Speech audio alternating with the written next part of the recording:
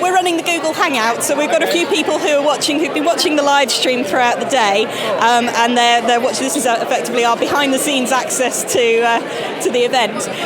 What are you here for? Why have you come today?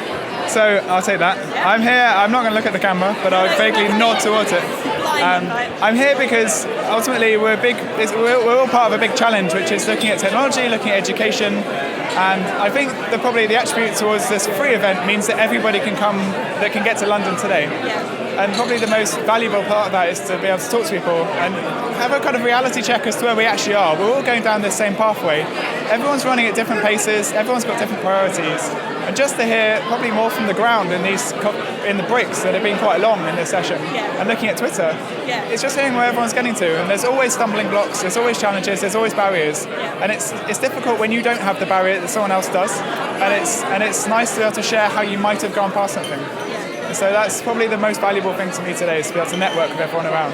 Fantastic. So have you come across anybody that has solved a problem that you're having, or anything particularly interesting that you think, I can take that forward and do something with it?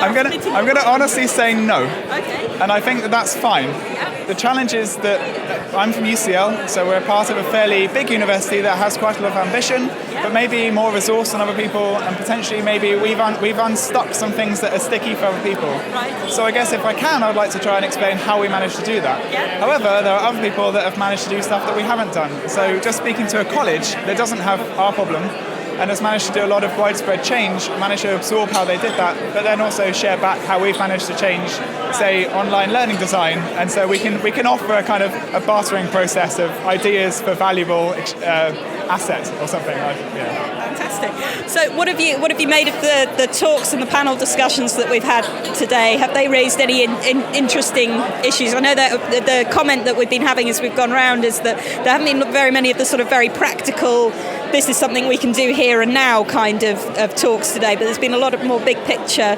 thinking. Has there been anything that's stood out for you?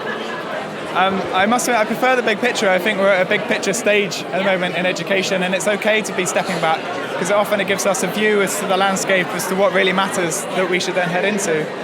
The women in technology debate and the kind of glass ceiling thing is a huge issue. I don't know how to address it. I was saying that we should get little people concentrating on being a human rather than worrying about Barbie and Lego and being a macho boy. But I was too afraid to bring it up in the main debate due to fear of being shot down by probably parents when they might look at me and think he's got no idea about children.